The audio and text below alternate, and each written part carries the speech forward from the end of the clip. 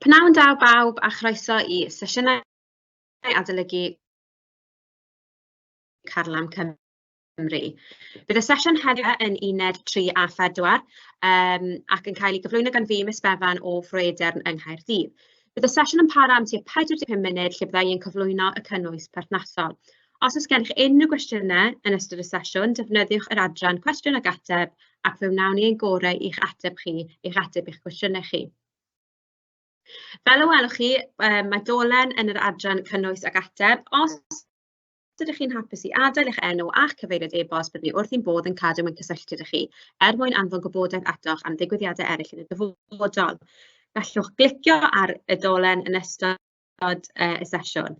Bydd y sesiwn heddiw yn cael ei recordio a bydd y recordiad ac unrhyw adnoddau perthnasol yn cael ei roi ar wefan e-sgol o dan y tab Carlam Cymru. Diolch yn fawr. Felly draw a ni i'r cyflwyniad. A fel nes i sôn, heddi ni'n mynd i fod yn canolbwyntio ar y cwestiynau traethawd sy'n ymddangos yn uned 3 a 4.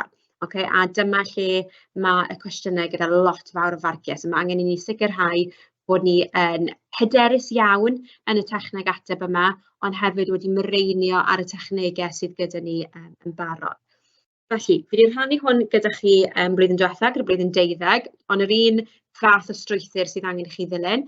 Mae angen i chi gyflwyno eich traethawd chi. Mae angen i chi ddangos i'r arholwr cyd-destun hanesyddol, dangos i'r arholwr bod chi'n deall y cyfnod, chi'n deall beth sydd wedi digwydd, beth oedd falle ar y gweill ac ar y blaen y cyd-destun hanesyddol. Mae'n rhaid i chi ateb y cwestiwn. Dyna ydy cyngor mwyaf diweddar cybac yn y gorffennol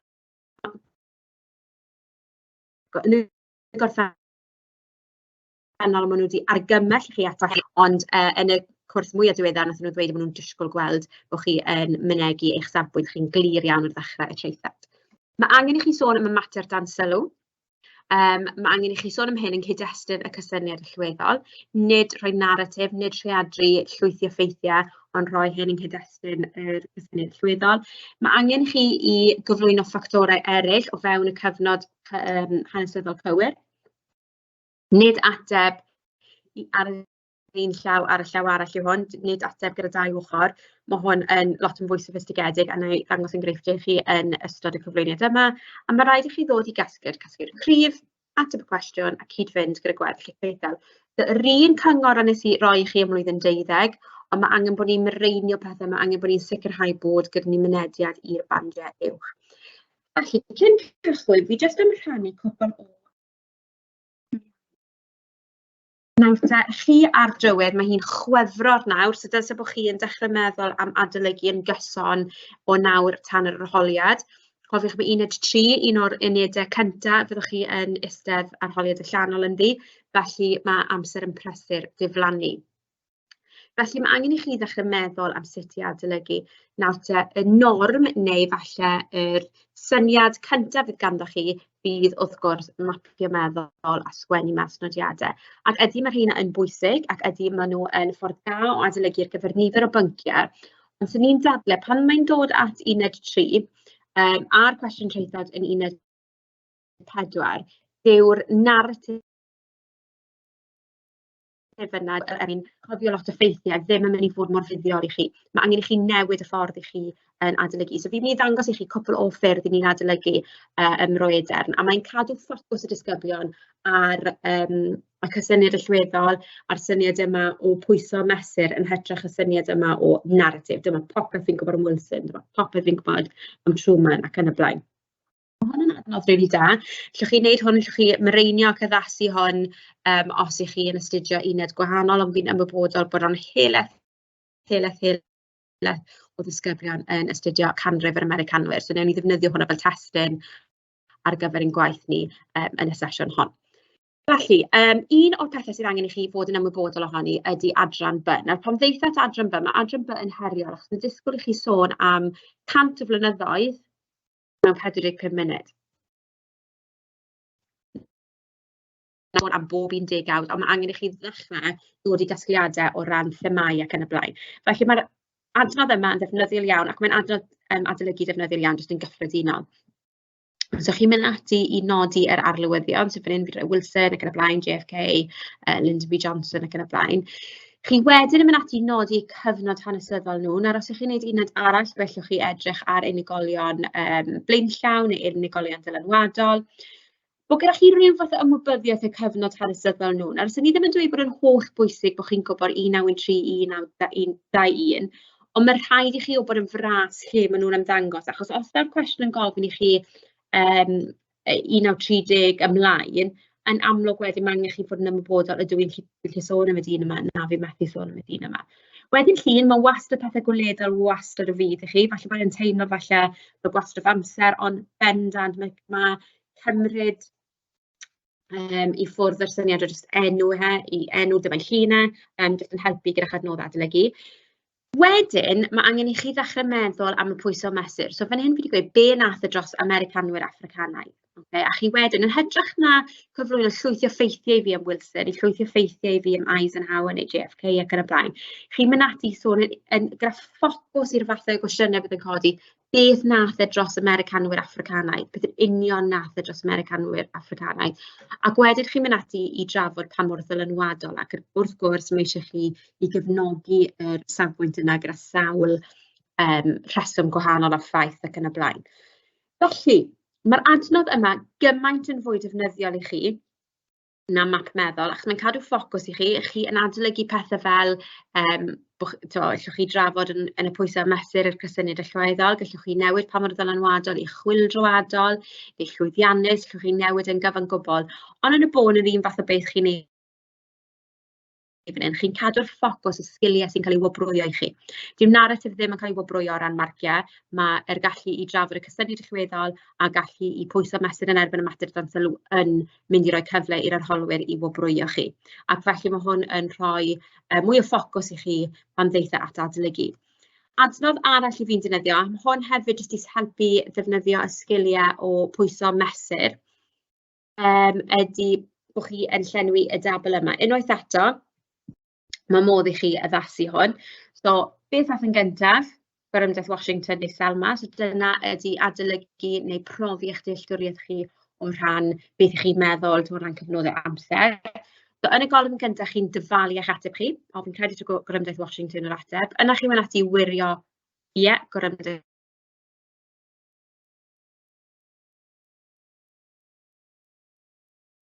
Washington yn hywir, chi'n rhaid cywir. Ym 1963, gorymdeithio tua 250,000 o bobl dros hawliau sifil Americanwyr Africanaidd yr UDA. Yn debyg i'r gorymdaith yn Selma, gorymdeithiodd hyn o bobl dros Pont Edmund Peters mwyn brwydro dros hawliau pleidleisio wedi pasio'r deddf hawliau sifil. Allwch chi mynd ymlaen wedi i sôn bod y hawliau sifil wedi rhoi yn gyfreithiol yr hawliau i Africanwyr Americanaidd, ond nid yr hawl i bleidleisio, achos rwy'n dal yn cael ei wrthod i gyfrestru. Wedyn chi'n mynd ati i drafod pa un sy'n mwy o arwydd y cael o pam. Ac eto gallwch chi newid hwn o ran y cysyniad allweddol, gallwch chi sôn am chwyldroadol, llwyddiannus, dylanwadol, sy'n lot o ots beth yw'r cysyniad allweddol. Pan cebolog ar y manyleb, achos weithiau mae'n rhyw fath o glyw i chi pa fathau o gysyniadau allweddol gall cael ei gysylltu gyda digwyddiadau penodol. A eto dim ateb cywir neu anghywir i hwn, yn fy marn i Gwerymdaeth Washington oedd y mwyaf arwydd y cael oherwydd oedd gynulleidfa enfawr gath ei ddarlledu ar draws y byd, nath arwain at pasio'r deddf hawliau sifil yn 1964 ac yn y blaen. Chi'n cyfiawnhau eich ateb. Ac wedyn chi'n mynd ati i raddio'ch dealltwriaeth chi. So chi'n dweud, fi'n gwybod dipyn am Gwerymdaeth Washington, ond fi'n gwybod popeth am Gwerymdaeth Selma. Ond mae hwnna wedyn yn y pen draw yn galluogi chi i gyn effeithlon a sicrhau bod chi ddim yn mynd nôl i adolygu Selma, mae'n hollol ddibwrpas, chi'n deall Selma, chi'n hyderus yn trafod Selma, ond Gwerymdaeth Washington mae angen i chi fynd nôl ac gael ymweld. Mae hwn yn adnodd adolygu rili effeithiol, lot yn fwy fuddiol i chi na map meddwl, achos chi'n mynd ati i feddwl fel hanesydd fan hyn. Chi'n adnabod y cysylltiadau a chi'n penderfynu, chi'n pwyso mesur pa un sy'n mwyaf chwyldroadol neu dylanwadol ac yn y blaen. So dyma enghraifft o fy nisgyblion i wedi llenwi hwn mewn. Fi'n rhoi hwn ar ffurf Google Docs iddyn nhw, maen nhw'n mynd ffail, newch copi, a wedyn maen nhw'n gallu mynd ati i addasu a llenwi hwn. So dyma enghraifft o disgybl yn ateb hwn. Booker T Washington a Dubois. Maen nhw'n meddwl taw Dubois oedd wedi ymlygu hi'n gyntaf, ond y gwir amdani yw Booker T Washington yr ateb, so maen nhw'n gwirio i dealltwriaeth yna. Maen nhw wedi ceisio adnabod y cysylltiad rhwng y ddau ar Medi ydy 9/1895, rhoddodd Washington araith enwog yn dweud y dylai Americanwyr gwyn ac Americanwyr Africanaidd aros ar wahân, os oedd pobl gwyn yn galluogi i gael mynediad i gynnydd economaidd, addysg a chyfiawnder o dan llusau. Wnaeth Dubois beirniadu araith yn llyfr The Souls ac yn y blaen. So mae'r disgybl yma'n amlwg yn gallu adnabod y cysylltiad rhwng y ddau.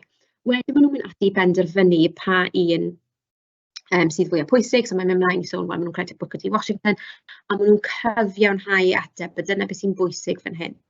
Ond beth sy'n ddiddorol o ran symud ymlaen i adolygu, dyn nhw ddim yn teimlo'n hyderus iawn gyda'i dealltwriaeth nhw Booker T Washington a Dubois o gymharu os ydych chi ar y bocsys pink, Gwanwyn Washington a Selma, maen nhw'n teimlo lot yn fwy hyderus am y digwyddiadau hynny.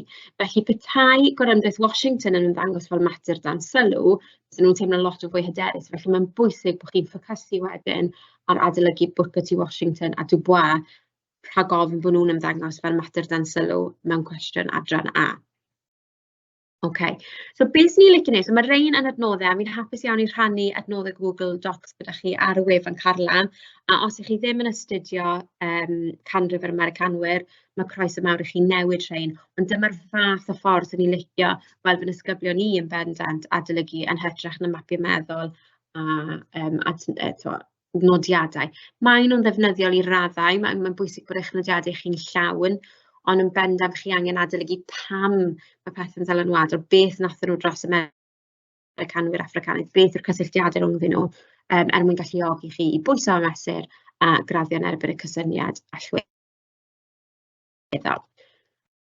Wedyn, sy'n ni'n licio symud ymlaen at y bandiau.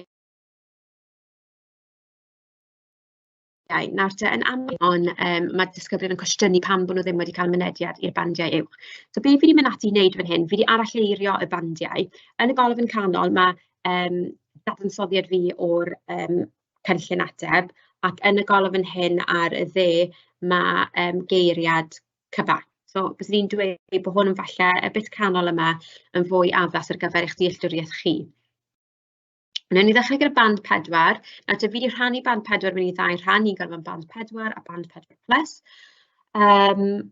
A bys ni'n meddwl bys gan ran fwy o ddisgyblion, ni'n gobeithio, yn enwedig erbyn nawr, bod gan ran fwy o ddisgyblion mynediad at band 4, o rhan bod nhw'n wneud yr hyn sydd angen iddyn nhw wneud. Ond mwyn codi top band 4 sy'n gallu gwneud gwahaniaeth rhwng y graddau, mae angen eich bod chi'n defnyddio gwybodaeth a ffeithiau hanesyddol cywir ar y cyfan.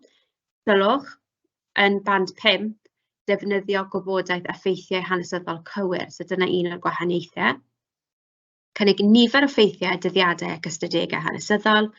Trafod y cysyniad allweddol yn gysol trwy rhan fwyaf. Eto, pan mewch chi band 5, mae'n gofyn i chi i drafod y cysyniad allweddol trwy gydol y traethawd. So mae'n gweud fan hyn, yn y 4yd pwynt, dod i gasglu ceiriant sydd wedi cefnogi trwy gydol y traethawd. A wedyn trafod y graddi'r cysyniad allweddol trwy gydol y traethawd gan ystyried goblygiadau sawl persbectif, enghraifft hir dymor, faint o bobl sy'n cael ei effeithio. So dyna'r gwahaniaeth. So os nad ywch chi yn trafod y cysyniad allweddol trwy gydol y traethawd, mae'n anodd i chi gael mynediad i band 5. Os nad yw'ch ffeithiau hanesyddol chi yn gywir iawn, mae'n anodd i chi gael mynediad i band 5, a dyna'r gwahaniaeth. So dyn ni'n defnyddio, mae athrawon ac arolwyr yn defnyddio system best fit, ni'n galw fe. So, yn syml iawn, best fit yn golygu y ffordd dwi'n marcio fy nhrwythodau, dwi'n uwcholeuo y disgyblion, so fel arfer, ddechrau gyda band 4, fi'n uwcholeuo os fi'n teimlo, mae'r disgyblion yma wedi gwneud popeth yn band 4+, na'n mynd ymlaen i weld os maen nhw'n gwneud popeth yn band 5, o dyn nhw'n cweithio gwneud popeth yn band 5, a wedyn chi'n trio gweld, ydyn nhw'n heiddi bod yn band 4 neu'r waelod band 5. A mae'r best fit yna wedyn yn ymddangos. So dyna sut mae arholwyr yn marcio eich traethodau chi. Yn band 4, mae rhaid bod chi'n pwyso a mesur yn erbyn y testun. So mater dan sylw dwi'n galw fe, ond testun mae rhai athrawon yn galw fe. Trwy gydol y traethawd gan drafod a gwerthuso. Ceisio darparu dadleuon mwyn llunio barn academaidd a chynnig nifer o ffeithiau i gefnogi hyn. So, darparu llunio barn academaidd, ni eisiau symud i ffwrdd o yn fy marn i neu credaf i fwy i drafod fel mae'n glir i ddweud heb osog on i bai, gwely'r dylanwad, a bod chi jyst yn swnio bach yn fwy academaidd. Na'i rhannu dechreuadau brawddegau dadansoddol gyda chi yn y man. Bod i casgliad clir ar ddiwedd y traethawd, mae hwn yn bwysig iawn. Ni'n dadlau bod hi'n anodd iawn i gael mynediad i band 4 os na bod chi wedi dod i gasgliad clir ar ddiwedd y traethawd. Achos byddwn ni'n dadlau bod traethawd heb casgliad yn traethawd anghyflawn ac felly ddim yn ateb cyflawn ac felly yn ei chael yn anodd yn enwedig i gael mynediad i top band 4. Cadw o fewn cyfnod amser y cwestiwn, ysgrifennu traethawd clir sy'n dangos iaith, strwythur, sillafu ac atalnodi ac yn y blaen. Yr unig ffordd i wella ac i mireinio ac i ddatblygu eich traethodau chi, mae'n ddau ffordd ydy cynllunio, ond hefyd ydy ymarfer. Os mae y disgybl dros nesaf chi yn eich dosbarth yn gyson yn cael mynediad i band 5, gofynnwch chi weld eu gwaith nhw. Ewch trwy'ch traethawd chi, uwcholeuwch y cysyniadau llweddol, uwcholeuwch y mater dan sylw. A fe newch chi weld, mae rhan fwy o pobl sy'n stuck yn band 4, ond yn trafod y cysyniad llweddol, falle yn y cyflwyniad a falle yn y paragraff cyntaf, ac wedyn maen nhw'n anghofio mae'r narratif yma'n dod i fewn, ac wedyn maen nhw yn ail ymweld â'r cysyniad llweddol yn casgliad. Felly dyna wedi chi'n gweld rili os ddim gyda fi mynediad tuag at band 5. Er mwyn cael mynediad i band 5, dyma top band 5. Defnyddio gwybodaeth a ffeithiau hanesyddol cywir, cynnig ffeithiau dyddiadau ac ystadegau hanesyddol cywir, trafod y graddiau cysyniad llweddol trwy gydol y traethawd gan ystyried goblygiadau o sawl persbectif, enghraifft hir dymor, faint o bobl bysa'n cael ei effeithio ac yn y blaen, falle ardal lleol, o wlad cyfan ac yn y blaen. Mae hwnna'n enwedig yn bwysig gyda Americanwyr Africanaidd, lle oedd yr hiliaeth ar arwahanu yn ddaearyddol yn doedd o ran y taleithau. Dod i gasgliad clir iawn sydd wedi cefnogi trwy gydol y traethawd, mae angen i chi blethu'r cysyniad llweddol yn naturiol i bob agwedd y traethawd. Ac felly, os mae'ch ateb chi'n eitha mecanyddol, eto mae gyda chi'n mynd i chael ein anodd i gael mynediad i band 5, achos mae ddim yn ateb holistaidd sy'n darllen yn naturiol. Graddi'r cysyniad llweddol yn gyson iawn mwyn gwrthuso gwerth a goblygiadau'r cwestiwn. Traethawd cytbwys gan mwyaf am cydberthnasau rhwng ffactorau allweddol gan pwys a mesur tua 3 i 4 ffactor arall yn erbyn y mater sylw. Chi ond yn dod o 1 i 2 ffactor arall i fewn eto. Bys ni'n dadlau bys chi'n cael yn anodd i gymnediad i band 4 heb sôn am band 5. Trafod yr holl gyfnod amser ysodwyd yn y cwestiwn, ac yn enwedig yn y band 4, chi ddim o reidrwydd angen sôn am bob un degawd, ond chi ddim eisiau, er enghraifft, os chi'n sôn am y pŵer mawr, chi ddim eisiau bod yn sôn am rhyfel America, Sbaen, y rhyfel byd cyntaf, ac wedyn neidio ymlaen i y problemau yn y dwyrain canol, a anghofio yr ail rhyfel byd a y rhyfel oer ac yn blaen. Mae hwnna'n fwlch amlwg. Does dim o reidrwydd angen bod chi'n sôn am rhywbeth yn y 20au, 30au, 40au. Mae hwnna'n fecanyddol. Bys ni eisiau symud i ffwrdd o'r syniad yna. Traethawd sy'n darllen yn dda, paragraffau clir, geirfa llweddol wedi sillafu'n gywir, eto doedd hwnna ddim yn ymddangos yn band 4, ac ôl paratoi mwyn cynllunio traethawd sy'n mynegu barn yn glir ac yn dod i gasgliad pendant. Dyna di'r gwahaniaeth rhwng y bandiau, felly diwch athrawon chi ddim yn bod yn gas, ddim yn rhoi mynediad i chi i'r bandiau uwch, dydych chi ddim yn bwrw digon o'r nodweddion mwyn cael mynediad i'r bandiau 5. O bosib falle bod chi'n 1 i 2 peth o band 5, ond os mae'r anhelaeth gyda'r best fit, os mae'r anhelaeth yn band 4, fyddwch chi yn aros. Reit, fi eisiau canolbwyntio ar casgliadau. Nawr te, fi eisiau casgliad argyhoeddiedig. Fi eisiau darllen, pan mi fi yn marcio eich gwaith chi, fi eisiau i chi bron iawn i newid meddwl fi. So mae'n y gwestiwn fel hyn, ai Eisenhower oedd yr arlywydd mwyaf arwydd y cael yn arwain y polisi tramor rhwng 1890 a 1990. Mae hwn yn amlwg yn gwestiwn adran B, achos mae'n sôn yn gyfnod hir o amser. A bron iawn, fi eisiau i chi feddwl, iawn, falle bod fi'n darllen hwn ac yn meddwl, na, dim Eisenhower bendant Lyndon B. Johnson. Okay. A chi bron iawn angen newid meddwl fi. Iawn, yn academaidd, chi bron iawn angen perswadio fi, chi'n pwyso mesur yn erbyn Eisenhower chi. So, ddim yn gofyn chi pwy oedd yr arlywydd mwyaf ar oedd y cael, mae'n gofyn chi Eisenhower oedd yr arlywydd mwyaf ar oedd y cael. Chi'n sôn am rôl Eisenhower ac yna chi'n pwyso mesur yn erbyn Eisenhower. So, dyma, mae gen I tua 2 enghraifft i chi o gasgliadau disgyblion. I grynhoi, mae'n amlwg nad oedd Eisenhower wedi bod yn arwydd y cael yn arwain polisi tramor yr UDA. Yn bennaf oherwydd ei diffyg, dwi'n defnyddio gair Saesneg fan hyn, so bydd hwnna bendant yn ei chael ei anodd i gymunediad i ban 5 ganddo. Nid oedd yn ddiplomaddol amlwg ac nid oedd chwaith yn gweithredu llawer ar athrawiaeth i'r rhagflaenydd a gymharu ar lywyddion ylynol. Yn hytrach dangosodd Reagan grym Americanaidd hyn trwy weithredu'n gryf yn economaidd yn gweithio'r gelyn er mwyn cadw dan reolaeth. I ategu chwaraeodd rôl enfawr mwyn gweithredu ar athrawiaeth Truman, hyd yn oed y degawdau'n hwyrach, gan ddangos roedd yn arwydd y cael yn arwain ar bolisi tramor 40 mlynedd wedyn. Mae'n glir bod y disgybl yma meddwl taw Reagan oedd yr arlywydd mwyaf arwydd y cael. Mae yn cefnogi ateb bys ni'n dadlau bod modd falle cael bach fwy o fanylder yn y rhesymau yn cefnogi ei ddadl, ond mae'n glir iawn, mae hwn yn gasgliad da. Okay? Fi ddim yn teimlo'r angerdd, fi ddim yn teimlo bod nhw'n arwydd y cael yn y ffaith bod nhw yn credu taw Reagan oedd yr arlywydd mwyaf arwydd y cael, ac felly mae hwn angen cael ei freinio i tweacio ychydig. Wedyn yr un cwestiwn fan hyn, ateb gan disgybl arall.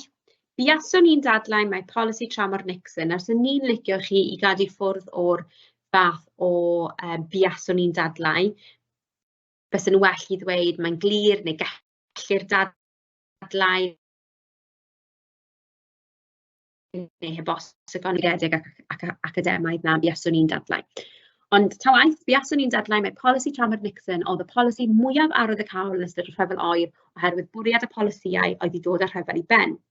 Credaf mae'r arlywydd oedd wedi gweithredu'r polisïau oedd yn dod â'r rhyfel oer yn agosach i'r diwedd ac yn ceisio creu heddwch rhwng yr UDA a'r Undeb Sofietaidd oedd yr arlywydd mwy llwyddiannus gyda'r polisïau mwyaf arwydd y cael.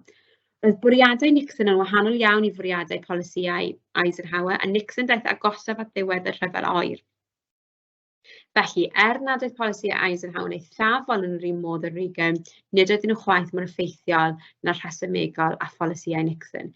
Unwaith eto, mae'n glir bod y disgybl yn meddwl taw Nixon oedd yr arlywydd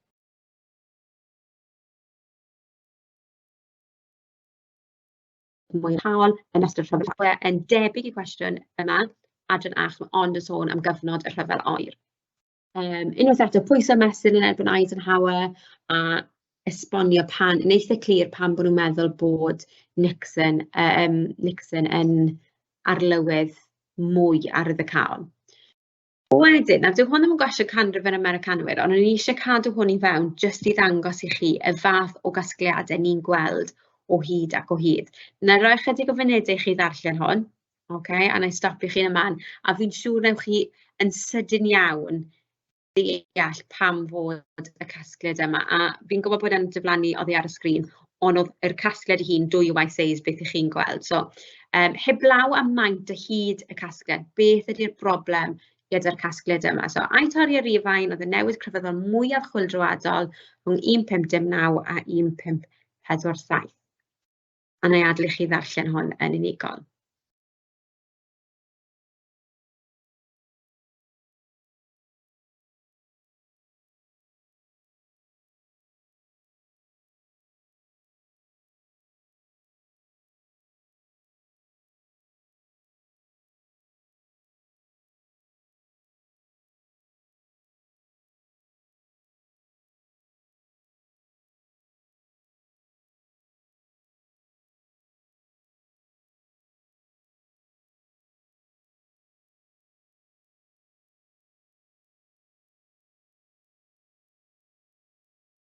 A fi'n siŵr na bod chi dyfalu naratif i hwn. Does dim unrhyw cyfeiriad tuag at mwyaf chwyldroadol a torri ar Rufain. Mae e jyst y naratif, mae'n stori hirfaeth. Ac eto, dydy chi ddim yn ennill unrhyw farciau am hyn o gwbl. Mae'n naratif, does dim unrhyw ymdrech i pwysau mesur yn erbyn eraill. Dyw e ddim, mae'n stori gret, mae wedi cael ei ysgrifennu'n gret, ond dyw e ddim yn berthnasol o gwbl i'r fath hyn o gwestiwn. Felly, sy'n ni'n licio bod chi'n aros yn glir iawn o'r fath o gwestiwn yma. Ac wedyn yr un ola, Apple Harbour oedd y trobwynt mwyaf arwyddocaol ym mholisi tramor yr UDA rhwng 1890 ac 1990. I grynhoi, mae'n amlwg mae Pearl Harbour oedd y trobwynt fwyaf arwyddocaol o fewn polisi tramor yr UDA. Gwelwyd newid parhaol mewn polisi o neutraliaeth a heddwch rhyfel, be roedd y thema ymyrraeth wedi parhau mewn i'r rhyfel oer, wrth ddilyn polisi cyfyngiant yr UDA. Bydd rhai newidiadau ychydig yn arwyddocaol, nid oedd rhai digon parhaol i'w ystyried yn drobwyntiau mawr. Heblaw am yr brawddeg ola sy'n hollol waffle iawn, ac bod yn eitha, dyw ddim yn hir iawn ac yn ddwys iawn o ran manylder, yn y bôn, dyma beth chi angen dweud. Chi'n dweud yn glir, dyma beth oedd y trobwynt mwyaf arwyddocaol a dyma pam. Nawr, sy'n ni bendant licio gweld y disgybl yma mewn mewn i fwy o fanylder, ond dweud ddim yn bell o fod yn ffôl ac lot well na'r fath hyn o ateb, lle mae narratif. Does dim narratif yn hyn o gwbl, maen nhw'n aros gyda ffocws i'r cwestiwn. Felly, casgliad, beth sy'n angen i chi wneud ar gyfer eich casgliadau? Mae rhaid i chi sicrhau eich bod chi'n argyhoeddiadol. Mae rhaid i chi i bron meddwl amdano fe fel fi angen perswadio'r arholwr bod fi yn gywir. Yn academaidd, yn soffistigedig, ond bron iawn wneud i fi feddwl, ie, ti'n gwybod be, Pearl Harbour oedd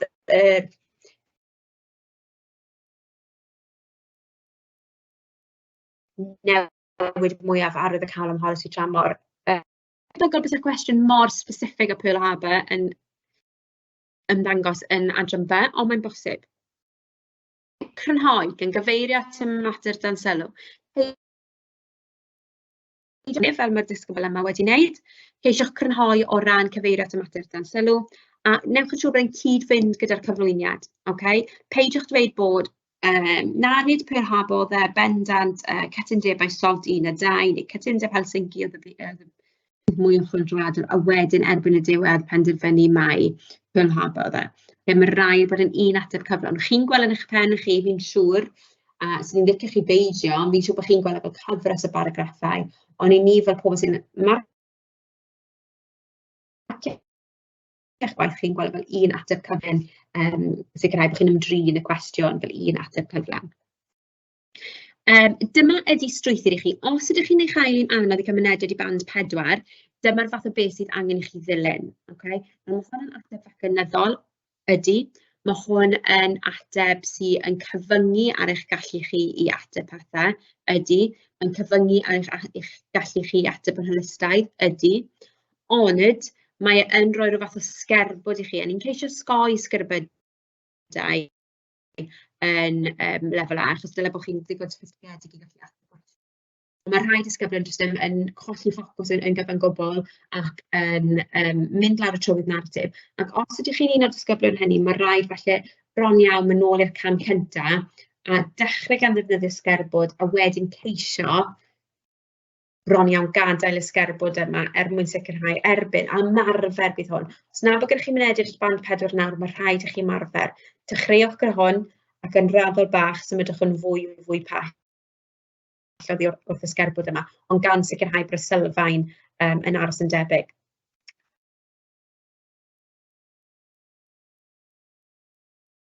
Felly, gan mynediad i waelod band 4, mae angen cyflwyniad, mae angen chi i drafod y cysyniad allweddol neu cyd-destun hanesyddol, y cysyniad allweddol, ac wedyn mynegu bar. Mae'n glir taw Pearl Harbour, mae'n glir taw Eisenhower, Nixon, ac yn y blaen, a chi'n cadw at hwnna. Dyna di sylfaen eich ateb chi wedyn. Wedyn mae rhaid i chi sôn am y mater dan sylw. So, os ych chi'n edrych nôl o'r cwestiwn yma, mae rhaid i chi sôn am Pearl Harbour yng nghyd-destun y cysyniad allweddol. Mae rhaid i chi ddweud fi pam oedd Pearl Harbour mor arwyddocaol. Fi ddim angen gwybod pob un ffaith dan hael am Pearl Harbour, fi angen gwybod pam bod yn arwyddocaol a pam mae'n cael ei weld yn arwyddocaol yn tymor byr, yn y tymor hir. Wedyn, chi yn dod mewn â ffactorau eraill. So mae hwn yn un eang iawn. Ac eto, fi ddim yn cweit yn credu bys chi'n cael y cwestiwn fel hyn, ond falle bys chi eisiau dod mewn i'r syniad o rhyfel oer. So yna chi'n mynd ati gyflwyno'r rhyfel oer, a wedyn chi'n sôn am pam bod yr rhyfel oer yn arwyddocaol. Ond y frawd chi angen cynnwys, a mae hwn mewn roedd Pearl Harbor yn fwy arwyddocaol neu'n llai arwyddocaol na'r rhyfel oer oherwydd. A chi angen bron iawn ymweld hwnna dwywaith ym mhob paragraff. Nawr eto mae hwn yn fecanyddol iawn iawn. Fi'n siŵr falle bod rhai athrawon wir ddim eisiau chi weld rhywbeth tebyg i hyn. Mae hwn ond i ddisgyblion sydd ddim gyda'r mynediad i band 4. Okay? Os oes gyda chi mynediad i band 4 yn barod, a chroeso, mae croeso chi ddefnyddio neu aralleirio brawddegau tebyg i roi Pearl Harbor yn fwy arwyddocaol neu'n llai arwyddocaol na y rhyfel oer neu'r rhyfel Sbaen ac America oherwydd dyna di'r pwysau mesur. A mewn gwirionedd, os ydych chi yn ateb chi'n ddigonol, trwy dilyn hwn, bod hwn yn fecanyddol iawn, os ni'n ychwanegu 3 ffactor arall, sa'n gweld fel byddwch chi ddim gyda mynediad i waelod band 4 sy'n amlwg yn well na ddim cael mynediad i band 4 o gwbl. Wedyn chi'n dod mewn o rhywbeth arall, falle byddwch chi'n dod mewn â cytundebau heddwch Salt a Helsinki, falle byddwch chi'n dod mewn ar ôl yn rhyfel cyntaf, be bynnag, sicrhau bod yn cyfro y cyfnod hanesyddol cyfan.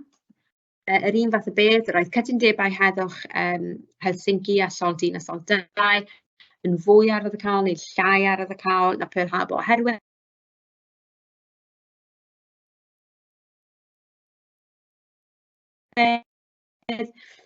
na bod gen i traethawd fi'n teimlo ond mae'r disgybl yma wedi gorffen hanner ffordd trwyddo ei ateb nhw.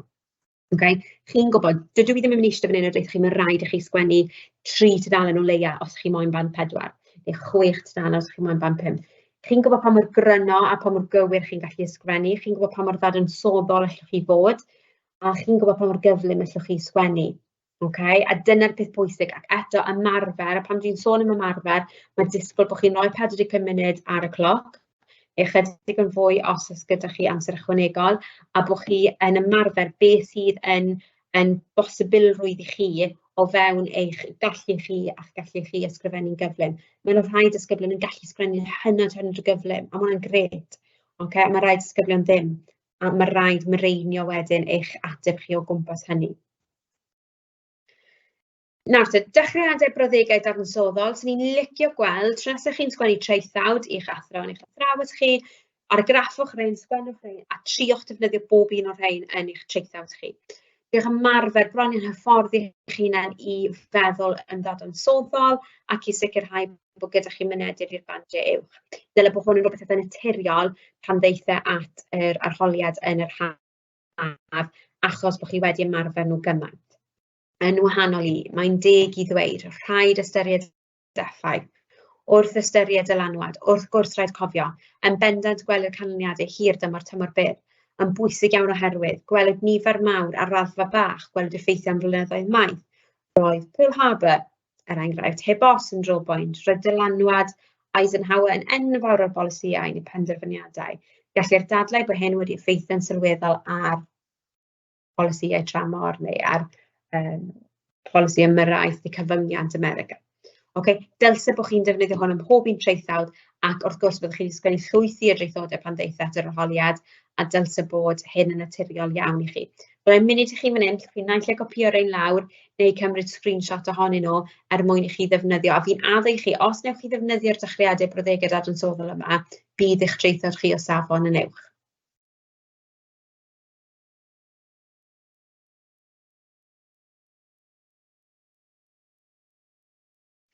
Ac felly, beth sydd angen i chi wneud? Mae angen i chi dadlau'n union y cysyniad hanesyddol, mae rhaid chi dadansoddi methiedig, gwerthuso eu pwysigrwydd, ymdrin â'r cyfnod gosod, cyrraedd barn wedi resymu a'i chefnogi sy'n gytbwyth. Nawr, mae gen i rhain i chi cwestiynau rhain ar draws cyfnodau cynedau gwahanol. Beth sy'n licio chi wneud, a dwi'n wneud hyn yn gyson am yng ngwersi, tam bod disgyblion yn adnabod y cysyniadau, neu tam bod fi'n teimlo bod pob un disgybl yn adnabod y cysyniadau allweddol yn hollol naturiol. Felly, neu adael rhain i chi, so mae yna 6 fan hyn, mae angen i chi adnabod y cysyniad allweddol. Neu rhoi'r atebion i chi yn yma, so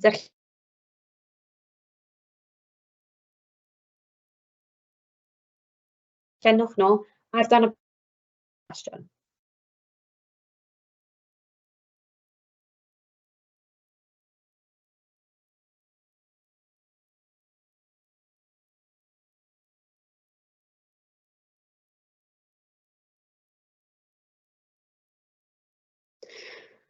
Os chi ddim wedi cael cyfle i orffen, just gwasgwch rhyw fath o pause ar y cyflwyniad yma, os chi'n gwylio'n fyw, fi'n credu bod modd wneud yr un peth.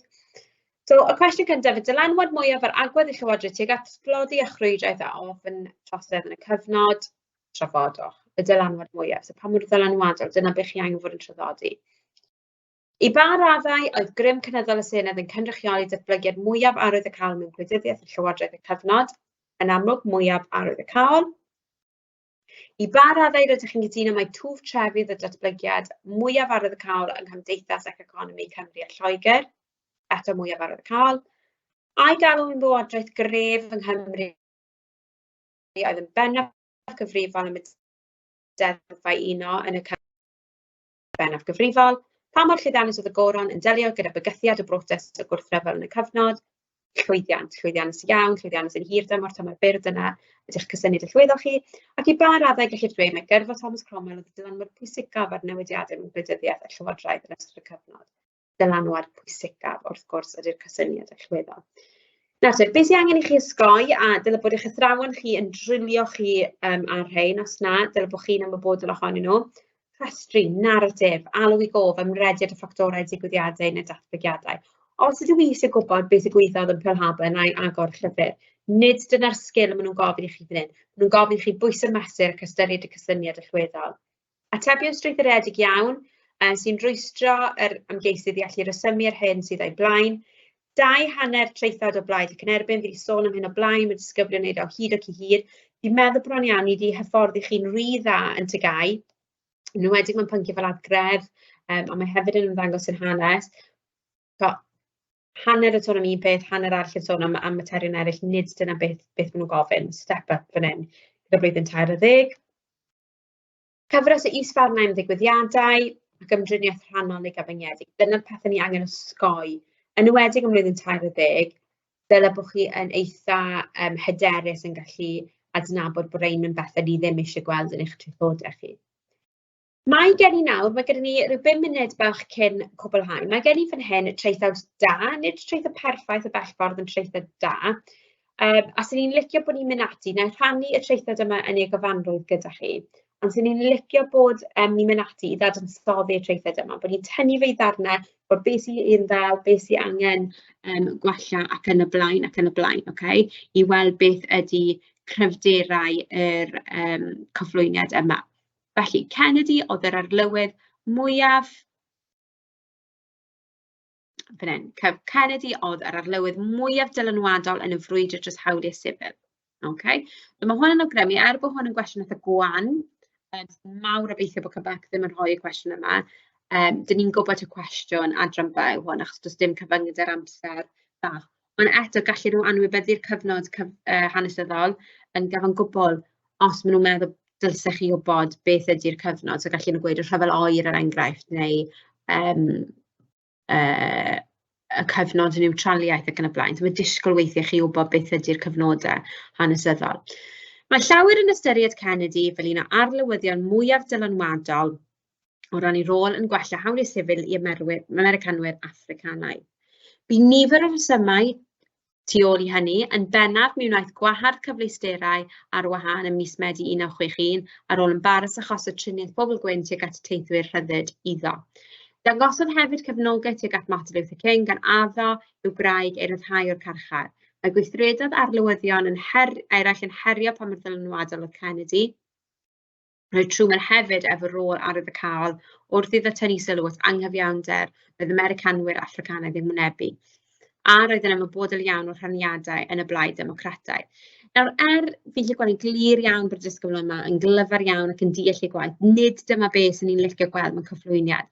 Sy'n ni'n licio gweld mwy o gyd-destun hanesyddol mwy cyffredinol a mwy o ffocws pam maen nhw'n meddwl to Kennedy. Maen nhw wedi ateb y cwestiwn, ond ddim falle yn ei gyfanrwydd. Mae'n gweud mae llawer yn ystyried Kennedy, nid mae'n glir i ddweud mae Kennedy. So fi ddim cweit yn siŵr beth mae'r disgybl yma wir yn teimlo. So dyna ni at yr cyflwyniad. Ac wedyn maen nhw'n mynd ymlaen i sôn am mater dan sylw. Mater dan sylw fan hyn ydy Kennedy. Felly mae rhaid sôn am Kennedy. Nid pwy oedd yr arlywydd mwyaf dylanwadol, ond dweud Kennedy oedd yr arlywydd mwyaf dylanwadol. Felly mae rhaid sôn am Kennedy. Nid oes modd ddadlau bod Kennedy wedi bod yn ddylanwad gweddol mawr, a fi'n licio hwnna'n dechrau graddio'r cysyniad allweddol ar y frwydr dros hawliau sifil. Mae nifer o weithredoedd wedi pwysleisio bod hawliau sifil yn elfen pwysig o'i wleidyddiaeth. Gwelwn hyn pan danfonodd y fyddin i amddiffyn James Meredith o'r dorfa protestwyr treisgar gwyn. Gweithred dylanwadol iawn achos dangosodd bod ganddo parch tuag at hawl pobl di i addysg cyfartal a dda, a bod ganddo cyfrifoldeb i ddiogelu Americanwyr Africanaidd rhag hiliaeth. Yn ogystal rhoddodd Kennedy pwysau ar y Gyngres i basio bil hawliau sifil wedi'r digwyddiadau treisgar yn Birmingham. Be sy'n ni'n licio gweld fan hyn, yn hytrach yn dweud yn ogystal rhoddodd Kennedy, mae'n dylanwadol iawn oherwydd rhoddodd Kennedy y pwysau ar y Gyngres, a bod chi'n dechrau rhoi mwy o ffocws yn fwy naturiol ar y cysyniad allweddol. Cyflawnodd perfformiad teledu dylanwadol iawn ac fod yn pwysleisio bod y mater o fater hawliau sifil yn fater moesol a bod y baich yn y UDA i sicrhau cyfiawnder i bobl di y gwlad. Byddai dylanwad yma'n enfawr gan mae nifer mawr o bobl yn ei gweld gan gael effaith ar farn y cyhoedd ar hawliau sifil. Sydd bellach, mynegodd ei gefnogaeth tuag at wraig MLK gan ddangos roedd e'n parchu'n mudiad hawliau sifil ac yn gefnogol o'r amcanion. Ac wedyn, hwn braidd yn ddecanyddol, maen nhw'n mynd nôl i'r cysyniad allweddol, mae'n dylanwadol iawn. Be fi ddim yn licio gweld, yn enwedig os chi eisiau mynedu'r band 5, yw sôn am y dylanwad o dechrau'r paragraff a sôn amdano fe eto ar y diwedd. Maen nhw'n ddecanyddol. Fi eisiau bod yn fwy naturiol trwy gydol y treithawd. Ar ôl marwolaeth Kennedy, roedd Lyndon B Johnson wedi ymdrechu'n fawr i sicrhau bod bil hawliau sifil Kennedy yn cael ei basio, achos pan roedd Kennedy yn fyw, nid oedd ei wedi llwyddo i basio'r bil ei hun. Gallwn dadlau felly, taw Johnson oedd y mwyaf dylanwadol, achos fe wnaeth pasio'r bil trwy'r Gyngres, nid Kennedy, ac felly wedi gwneud gwir gwelliant at hawliau sifil Americanwyr Africanaidd. Roedd y bil wedi gwneud arwahanu ym mhob cyfleusterau cyhoeddus, llety a chyfleusterau llywodraethau yn anghyfreithlon, symudiad arwyddocaol iawn yn y frwydr dros hawliau sifil. Roedd hyn, hyn roedd y bil wedi methu ymdrin â'r problem o ddadfu'r brydfreinio oedd y nifer fawr o Americanwyr Africanaidd methu pleidleisio.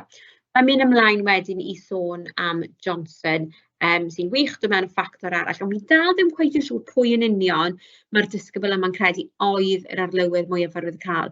Nhw wedi dweud bod nhw ddim o reidrwydd yma to Kennedy yw e.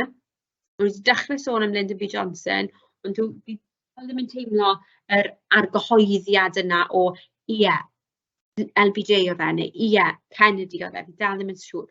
So mae'r treithawd yma'n parhau ac eto fi'n hapus i rannu'r treithawd cyflawn. Ond beth o'n i eisiau pwysleisio fan hyn, sy'n bwysig iawn fi'n credu, ydy bod y disgybl yma yn hynod o lluog, mae'n glir i ddweud bod nhw'n lluog, fi ddim yn teimlo yr argyhoeddiad yna, fi ddim yn teimlo bod y disgybl yma wir yn gallu dweutho fi, hwn oedd yr arlywydd mwyaf arwyddocaol. Ac eto, fi'n eistedd fan hyn, yn darllen y treithawd, ddim yn teimlo bod y person yma wedi newid meddwl fi, neu wedi cryfhau safbwynt academaidd fi fy hun. A dyna sut chi angen meddwl am hyn. So fi'n gobeithio bod hwn wedi bod yn fuddiol o ran, ni wedi torri lan y gwahanol elfennau. Mae yna gyflwyniadau llynedd sy'n edrych mwy ar y gwahanol unedau yn fanylach, lle y tro yma ni wedi ffocysu mwy ar y sgiliau penodol. Byddwn ni'n edrych ar adalw ac adolygu o ran y ffocws chi angen bod yn edrych arni sesiwn nesaf, ond gobeithio bod hwn nawr bod chi'n teimlo'n rili cyfforddus ac yn hyderus, dyma sut dwi'n ysgrifennu cyflwyniad, dyma sut dwi'n ysgrifennu casgliad, dyma beth sy'n angen cael ei weld yng nghorff y treithawd, achos mae'r treithawd yn holl bwysig ar gyfer yr marciau uwch wrth gwrs. Felly, diolch yn fawr i chi am ymuno. Gobeithio bod sesiwn heddi wedi bod yn ddefnyddiol i chi. Bydd y sesiwn yr wythnos nesaf yn canolbwyntio ar adalw a adolygu, a gobeithio newn ni weld chi bryd hynny. Felly diolch yn fawr iawn am ymuno heno, a nos da.